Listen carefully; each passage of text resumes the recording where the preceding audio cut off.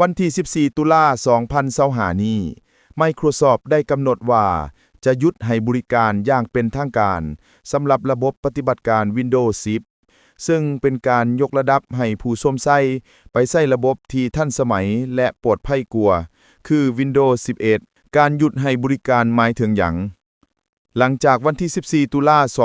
2025 คอมพิวเตอร์ที่ยังใช้งาน Windows 10 อยู่